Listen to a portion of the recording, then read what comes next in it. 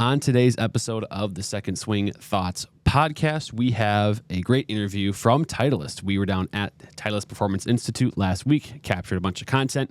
One of those pieces of content was a quick interview with Tom Fisher, Director of Product Marketing at Titleist, just to go over how GT is doing in 2024. We talk about tour adoption, we talk about amateur adoption, and a bunch of other stuff there. So stay tuned for that. In addition, we're going to go over the latest on tour, a couple of big wins, both on the PGA Tour and DP World Tour.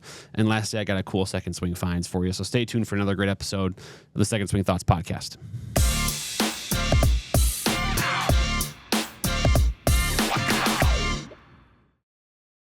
Hey golfers, and welcome back to another episode of the Second Swing Thoughts podcast, episode number 63 of our show. And unfortunately, Sean Bauer, co-host, is not here with us this week, but I'll be here. We've got all the great news from tour. We also got, as I mentioned, a very cool interview with Tom Fisher, talking about Titleist GT. Of course, been a very successful launch for us at Second Swing in terms of success in the fitting bays. Our fitters have had only positive things to say, but we want to start with the turn, our segment that we kind of go over the latest on tour. We talk about the Zozo Championship over in Japan, a no-cut 78-player event, and it was a thrilling one, to say the least. We had a lot of big names up on the leaderboard. Justin Thomas seeking a win for the first time in a while. Ricky Fowler up there as well. But Nico Echevarria is the winner at the end of the day, a two-time winner now on the PGA Tour. He kind of outlasts the competition with a two-putt birdie on the final hole to win at 20 under par. And interesting for him, as a PXG staffer, actually has a pretty wide array of clubs in the bag. I thought that was interesting about he and his game there. So just running through the clubs in his bag. At the top, a Ping G430 LST. Seem to see a lot of those Ping G430 drivers in golfers' bags, maybe not on staff with Ping. Maybe those kind of free agents, if you will, in terms of equipment. A lot of them playing Ping G430 drivers. He's got two PXG fairway woods, and then in the irons, a very kind of different combo set of irons here. He's got a Srixon ZX5 Mark II model in his 4 and 5 iron, and then his 6 iron is actually a Srixon ZX7 Mark II. So, and then the PXG 0317 irons, 7 through pitching wedge. So, a very unique mix of irons in Nico's bag, but clearly it worked this week over in Japan. He also got some PXG Sugar Daddy wedges, and then he has the Odyssey Tri-Hot 5K7 putter. So, again, a lot of different brands in there. We got a Ping driver. We've got Srixon irons. We've got an Odyssey putter, in addition to some PXG fairways and some irons as well. Another note I wanted to add. A few weeks ago on the show, we chatted about Ricky Fowler switching putters. He, of course, was part of the Jailbird cruise in 2023 and into 2024, and made a pretty big switch about a month ago or so at the Sanderson Farms. Played a Lab DF3, Directed Force 3 putter. Of course, one of the marquee models of the Lab brand, which continues to grow. Ricky put that in the bag, and this week, part of the big finish in the top 5 for him was his putting. He was second in putting this week in terms of strokes gained with that Lab DF3. So, again, Lab continues to roll that momentum forward, and we got some, it sounds like there could be some great stuff coming in 2025 from Lab as well. And then Justin Thomas, one shot off this week, and he actually lost strokes on the green, which is what you rarely see from players this high on the leaderboard. So he was dominating tee to green. You wonder if maybe he's another candidate to try, a different type of putter, whether it's a counterbalance, whether it might be something like a Lab here. Lots of possibilities out there, but JT seems to be kind of the bugaboo for him is the putter, and it has been for a while now. Also, we had on the DP World Tour a pretty significant event, the Genesis Championship in South Korea. An emotional win for Ben An, who, again, won in his home country, had his family there. It was a big deal for him, as he noted afterwards to the media, specifically with his grandmother there, who he had lived with quite a bit growing up. And so it was the first time that they've been able to see him win and hoist a trophy. So very cool. And he's got an interesting bag himself. So he actually only has one wood in the bag. It's a Titleist GT4 driver and does not carry any fairway woods. He actually has a 1 iron, which is a Titleist U505. So that's the next club gapping wise after his driver in the bag. Very unique there. But then a combo set of Titleist irons follows that. So T200 with the 3 iron, T150 in the 4 and 5 iron, and then his 6 through 9 iron are the Titleist 620 MB, a muscleback blade that's been out for several years, but Titleist has made no updates because players continue to win with it. The Titleist Vokey SM10 wedges, a set there. And then he also, speaking of lab putters, has the Mez 1 Max. So clearly a change to the lab putter brand is working for several players out there. So that's kind of the nuggets from Tour this week on the turn. And then lastly, I wanted to kind of lead into our interview with Tom Fisher again. We talked about Titleist GT Tour adoption, amateur adoption, and we also had a discussion on the Fairwood lofts and kind of some unique things that Titleist has done with the GT lineup. So without further ado, let's lead into our interview here with Tom Fisher from Titleist.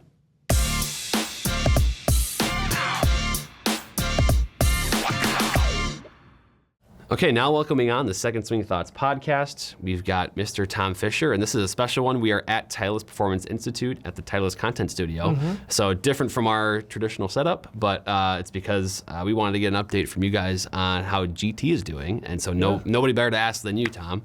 So Titleist GTs was really, it's exciting for us. GT2 and GT3, been fitting now for a couple months at the store. Great feedback from fitters. Been putting it into, players' bags at a very high rate. And so kind of just wanted to get some feedback from you on what you've, the first impressions of it, the first couple months, both from pros and amateurs. What have you seen? What's maybe been the best piece of feedback or best piece of technology that people have liked so far? Well, the first impressions actually started all the way back December and January of last year when we did our tour shoot, when we had all the athletes out to introduce the product. And they were just salivating over it. And in fact, week after week, they were asking our tour team, hey, when can I play? When can I game GT? When can I game GT? And as you know, we kind of launched it at Memorial this year. And a few of the athletes, I won't name the names, turned up without their TSR because they just knew right out the bat, just from that 1/2 a day experience with GT. That's awesome. They actually went, I'm gaming this on this, kind of shortened field elevated events, which speaks volumes of the product. And that momentum has just continued. I would say on tour, the adoption rate of GT has been the fastest. And you may or may not know this, our tour philosophy is we're going to give you the product when you're ready for it and when we think you're ready for it, when we, JJ and his team have really dialed you in and the golfer in and got them, really hitting, the drives and the performance they're after. We've been the number one driver on the PGA Tour now for 6 years, and we can say now 80% of our athletes and players who are playing our driver are playing now a GT. Wow. So that speaks volumes on the product. They're seeing the performance, they're seeing that speed, they're seeing that consistency of launch and spin ratio. That's what we keep hearing from these players, as well as the stability that is there. So we couldn't be more thrilled with the adoption on tour. And then that's gravitated into retail, right? So we've been in the shops now since August.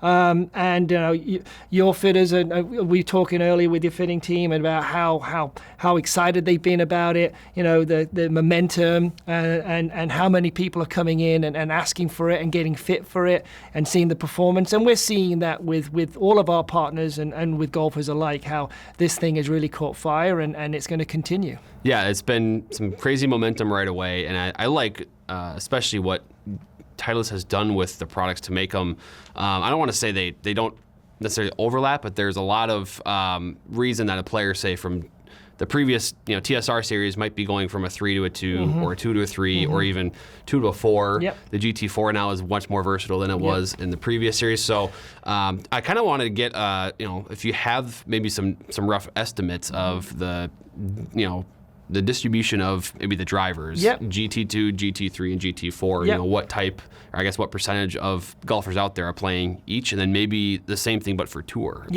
So I would say, in the retail spot, what we're seeing through custom and through sales, we're saying GT2 is kind of leading the race right now. I would probably say that's about 55% of the split. we'll probably see, GT3 quite close behind that, about, 40%. And then, GT4s, anywhere between that 5 and 10%. So, and we'll kind of see that happen when we introduce, another product here coming in the spring, which we generally do with our launch cadence. That will probably be about, 10 to 15% of it. And so that's what we'll, so GT2 will probably still, over the course of the lifespan, be probably the most popular. As it relates to Tour, it's a lot closer than it's ever been. GT3 is still kind of leaning. That's about 50. It's a bit reversed. It's about 55, 60% of the guys are using that GT3, but GT2 is about 40%. And then obviously GT4 picks up the remainder. But there's lots of more people have moved into the GT2 because obviously the shape change we've made to it. We made it a lot more pearl shape, more traditional shape, similar drafting off the shape of the 3 models from over the last couple of years. So players are gravitating to that because they see also the stability that they're seeing in GT2. In fact, actually, some of our Tour athletes actually have a GT2 and a GT3.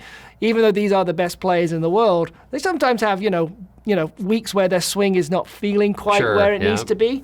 And they game GT2 because they just feel it gives that extra bit of stability. And then when they're really after it and dialed in their strike location, they'll put 3 back in the bag. So, so that just shows, again, just how well adopted and how well our lineup is. Like you said, there's not really one that's standing out. They're all classic. They're all working for people. There's not one that's, that's kind of like, the stepchild, so to speak. Right. So. Right. Yeah. I mean, and that's kind of a similar, what we've seen in the past from Titleist series. I was curious because I'm especially impressed with the GT4 and how, you move those weights around and you can get some different playability out of it. Yep. And so that part is really cool. And I know there's more to come, but the added versatility that there is with these, and then moving into the fairways too now, is GT3, I guess in driver and fairway, is it the most adjustable one out there? I mean, I'm trying to think of one that's more adjustable. I mean, with obviously the short fit hosel and the head weight adjustability, the short fit weight, stuff like that. Move CG and move head weight. I mean, and that kind of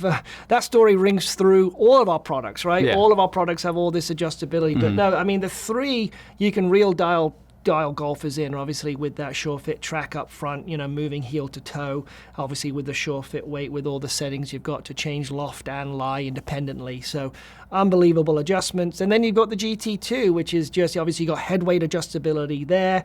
And then, that is going to be kind of our highest launching product.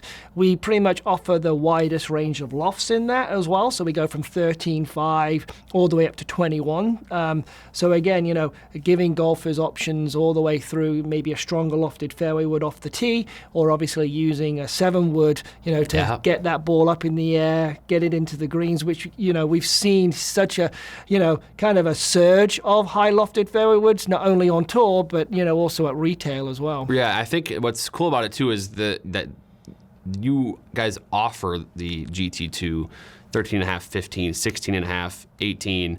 So there's all these options that as we've seen the evolution of the 3 wood change and the use of it, and players maybe going straight to a 5 wood, or players going straight maybe to a 4 wood. You have that option now.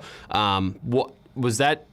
Did you guys having that discussion as you were kind of developing GT2, and it was like, we've seen this trend start, and we've identified it, and now you kind of were almost, it seems like you guys were kind of ahead of the game in that point, and having 16.5 especially, and 21 for sure, offered with these fairway woods. Yeah, it starts with obviously our player tests and tour. A lot of it, seeing kind of that trend go that way, where obviously where our CG locations are, golfers now can use loft, and still get the distances and the performance they need with a 16.5 fairway wood now, or a 18 degree, and also with short fit, you can turn an 18 degree down into almost a 4 wood in a smaller head package. So yeah, we saw that trend, and obviously we're going to continue to support that trend to give golfers different shapes, different loft options to obviously achieve their performance goals and their distances they're looking for. Right, yeah. And then, of course, we talk about adjustability. I also want to just ask you about the sure fit hosel. Yeah.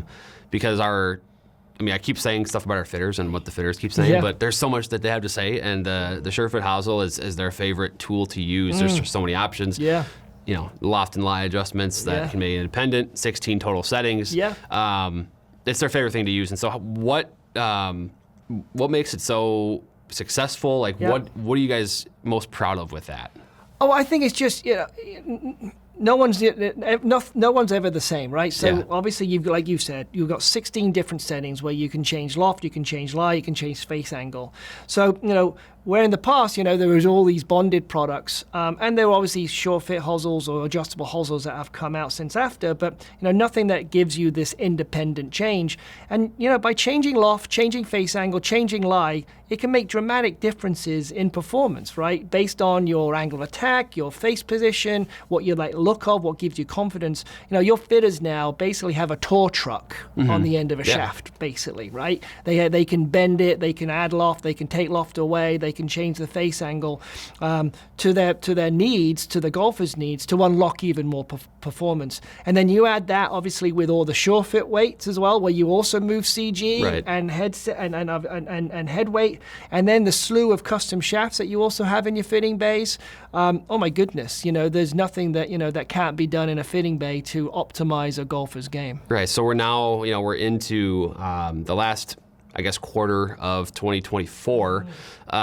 And GT's been out for a couple months now. If you're a gearhead, you're obviously very aware of GT. Yeah. If you're maybe newer into golf and you're just looking for the newest and greatest stuff, we're kind of telling you a little bit about GT right now. But for golfers that are looking for something new, they want to get new Titleist driver, fairway wood, hybrid, or maybe they're not even particularly looking for Titleist. They just want something new and better. Yeah. You mentioned how it's the #1 driver on tour for 6 years now. Yeah. What would you tell these golfers, about GT and about what they're going to gain? Yeah, playing GT. We changed the name because it is a generational technology, brand new construction that is allowing us to, open up, so much more performance. We're going to give you speed, but we're also going to give you consistency across the face, and we're going to give you all the stability you need.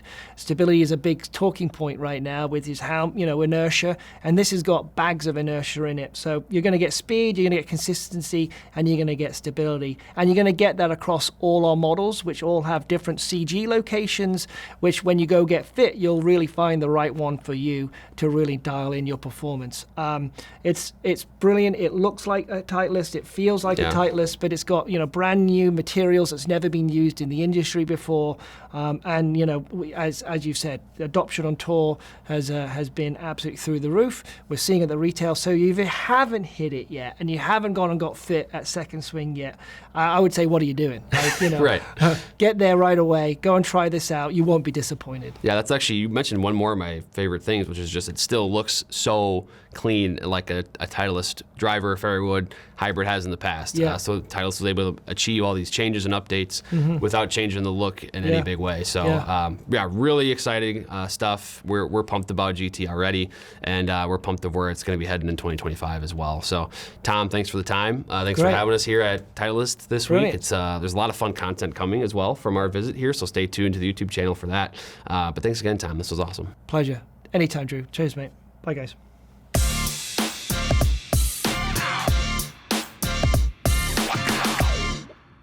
So that was Tom Fisher, and we were at the studio at Titleist Performance Institute there. And again, some great insight from Tom. I'm especially kind of intrigued by his feedback on the percentages of GT2 versus GT3 in play, both on tour and with amateurs.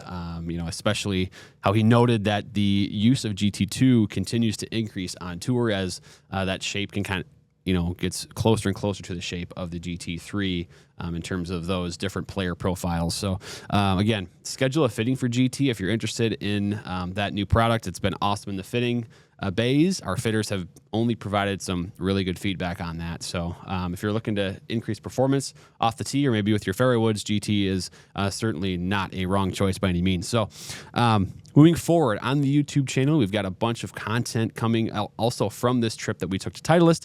Additionally, up on the channel right now is a battle between myself and Kevin Kraft, who you guys know very well if you follow the channel. We did a battle for 6 holes head-to-head with clearance clubs only from the Second Swing at Minnetonka store. That was a lot of fun, and I don't want to spoil anything too much, but Kevin played really well in those 6 holes, so I checked that out and see exactly what he could shoot. Again, these were clubs that were probably 25, 30 years old that we just kind of found in the clearance bin at Second Swing Minnetonka. Lastly, Second Swing Finds segment. This is kind of a shout out to Sean for the segment that he kind of started here, looking through the rare clubs we might have at Second Swing, both whether it's online or not. And this one is an interesting one that I found here. If you're watching on YouTube, you can see what I've got is a Ping Voss Vault 2.0 putter. In obviously mint condition, but the interesting thing about it is that it's built to the specs for Louis Oosthuizen, major winner. It says Louis 57 on the side here, but it's left-handed. So a couple episodes ago, we had a putter built to the specs for Bubba Watson, but it was right-handed. And now we've got kind of the reverse here of a Louis Oosthuizen built putter, but left-handed. So these are kind of the cool things. This one's not online, by the way. You're not going to see it on secondswing.com, but kind of some of these weird, random, rare, unique clubs that you're going to find really in the warehouse and or office space here at Second Swing. So we'll continue to kind of show these behind the scenes products and items throughout the podcast as we move forward with the Second Swing Finds segment. So that'll be it for this episode of the Second Swing Thoughts podcast. Make sure you're subscribed on your favorite podcast platform. And, of course, subscribe to the YouTube channel for all this awesome content we've got coming for you here in the future. Again, we got a bunch of stuff at Titleist last week. So make sure you stay tuned for that. Some great stuff coming for you in the future. Once again, subscribe, and we'll see you next time on the show.